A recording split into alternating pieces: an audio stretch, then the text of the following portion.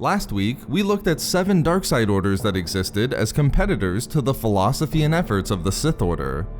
This caused an extremely reasonable follow-up question to emerge. What about the light side orders that rose to compete against and rival the Jedi Order? In this regard, I am more than happy to oblige. So in this video expose, I will describe 8 light side organizations that were allied with the light but followed tenets far different than those of the Jedi.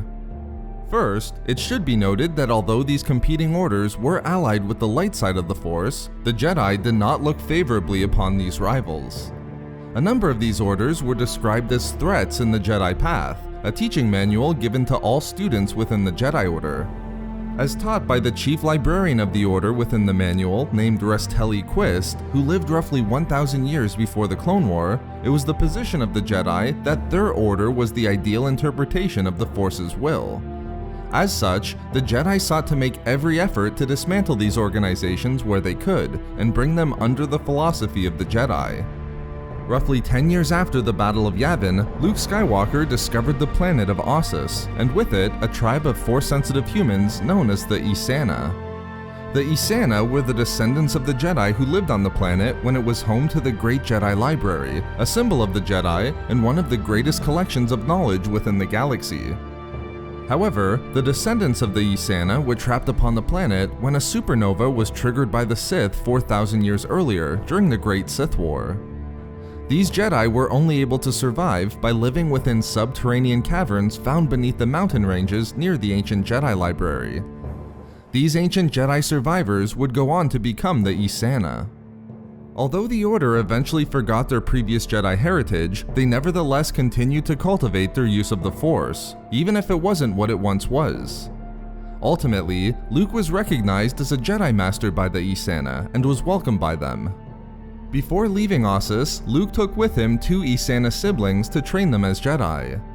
While the brother and sister would die in Luke's efforts against the reborn Palpatine, the Ysanna did not waver in their support of the Jedi, and welcomed the decision by the new Jedi Order to establish its academy on Ossus. The second order on our list is the Guardians of Breath. The Guardians of Breath was an ancient group of mystics located on the planet of Kashi and connected to the Kashi-Mur dynasty. The Order rivaled the Jedi in regards to being one of the oldest Force organizations within the galaxy, as it was established at least 25,000 years before the Clone War. The Guardians received their name based upon their traditions in passing on their Force beliefs. Considering it to be blasphemy to keep written records, the Order instead passed on their skills in oral traditions, which is to say that the organization's methods and beliefs were kept in the breath. The Guardians had a strong connection to the living Force and used this connection to promote cell growth, a skill that had tremendous effects in the realms of healing and in the growth of crops. Their specialization with the living Force also promoted skills in precognition. At the height of the Order, the Guardians would receive tens of thousands of applicants wishing to join, with only a handful being accepted for training. However, the Order was devastated roughly 25,000 years before the Clone War, when a supernova destroyed the Kashi-Mur dynasty and the Guardians of Breath, similar to the Jedi of Ossus previously looked at. Despite the supernova, there were Guardians who survived, and the Order continued to exist by the time of the Ruusan Reformations, roughly 24,000 years later, with members scattered across the galaxy. The next order that rivaled the Jedi is perhaps the most mysterious on our list. The organization was simply known as the Angti Monks. What is known is that these Force-sensitive monks resided near the Cathal Rift within the Outer Rim, an area of space difficult to travel through and believed to have been constructed by the ancient civilization known as the Celestials. Because there were so few records of the Angti, their existence was merely hinted at, as many spacefaring vessels avoided the massive starships of the monks. However, it was claimed that the members of this order could use the Force to view the past and the future, a claim that was proven when the monks taught the rare ability to Jacen Solo. Next, we have the Baran Do Sages, whose ranks were filled with some of the most powerful Force users among the Kel Dor species on the planet of Doran. In the millennia prior to Doran joining the Galactic Republic, roughly 6,000 years before the Clone War, the Kel Dor species native to the planet discovered the Force for themselves and developed a Force tradition of their own. This gave rise to the organization known as the Baran Do Sages, who went on to study the Force to use in combination with the already heightened senses of the Kaldor species. This allowed the sages to become proficient in using the Force to foresee the future, as well as to look upon the past, allowing them to discover the truth about events that would otherwise be mysterious and divert conflict and natural disasters. When Dorn joined the Republic roughly 6,000 years before the Clone War, the Jedi Order welcomed these Force-sensitive Kaldors into their ranks, resulting in a dwindling in the numbers of the Baran Do Sages. This caused the sages to fade into relative obscurity on their homeworld, and were almost completely forgotten by the time of the Clone War. However, there was a benefit to this. The Order was completely ignored by Sidious's Order 66, and went unnoticed by Vader and the Inquisitorius when the Empire began hunting down Force sensitives during the Imperial era. Therefore, the Baran Do Sages was still in existence after the fall of the Empire, and were instrumental in offering insights regarding the Force following the formation of the new Jedi Order. The fifth order on our list is the Zeison Sha. The history of the Zeison Sha begins with the start of the new Sith Wars, roughly 2,000 years before the outbreak of the Clone War. Attempting to avoid the initial hostilities of the conflict, a group of relatives and friends of the Jedi fled to the outer rim planet of Ysanna. The goal of this initial group was this: they would establish a temporary refuge on Ysanna to avoid the dangers of the war, and when the new Sith Wars was over and it was safe to re-enter the galaxy again, their Jedi allies would come to get them. However, there was one problem: the Jedi never came for them, believed to have been a result of their death during the conflict. Thus, the colony on Ysanna was forgotten, and the group was forced to survive on the harsh planet on their own. Over the next few centuries, the descendants of the original travelers started their own Force tradition that would become the Zeison Sha. Because of their experience with the Jedi, which they saw as abandonment, the Order focused upon self-reliance and independence. Ultimately, the Zeison Sha were found upon Ysanna by Republic traders, and the Order returned to the galaxy at large. When the Jedi took an interest in separating their Force-sensitive children from their parents for training, a practice the Order rejected, anti-Jedi sentiments flourished, and any hope of a relationship with the Jedi Order failed. However, like the Baran Do Sages, the independence of the Zeison Sha helped them to survive Order 66, and from being hunted by Vader during the Imperial era. Ultimately, as the Order continued to exist, so did their hostility towards the Jedi. Next, we have the Fallanassi, also known as the Adepts of the White Current.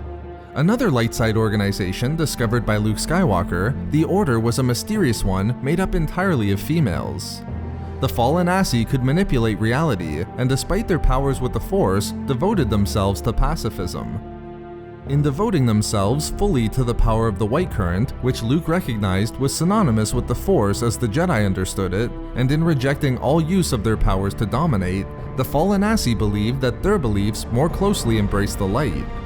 For this reason, they rejected the methods of the Jedi and did not approve of their practices. Although much isn't known about the Fallanassi prior to Luke's discovery of them 16 years after the Battle of Yavin, Imperial records indicate that the Order may have been known to the Empire. It was believed that one of the Order's members revealed themselves to the Imperial governor of their planet Lukazik. However, while the Empire promised to protect the Fallanassi in exchange for the use of their powers, the Order ultimately rejected an oath of loyalty to the Empire and fled to maintain their secrecy. In the penultimate spot on our list of light side organizations that rivaled the Jedi Order is the Miralukan sect, the Luka Sene. Although all Miralukan use the Force in some manner to sense the world around them, a small number of them did have an increased ability to use the Force.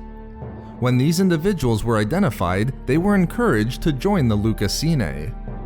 The Order was one that focused on academics and developing the sense-related powers of their members that came naturally to them. However, a small number of Miralukans found with increased Force abilities did opt to join the Jedi Order instead, traveling off-world to join the most well-known light side organization in the galaxy. The Luka Sene rejected the dark side in its entirety, and the Order put in place guiders and guardians to help ensure its members did not fall to the dark side. In the rare occasion that a Miralukan did choose the dark side, the Order would do everything they could to redeem that member. Even where it was believed the individual was beyond redemption, the Luka Sene would still dispatch their seekers to attempt to capture the fallen member alive, as the murder of any fallen individual was only allowed if no other alternatives were available. And the final light side order on our list, which I personally find to be the most interesting, is known as the Matukai.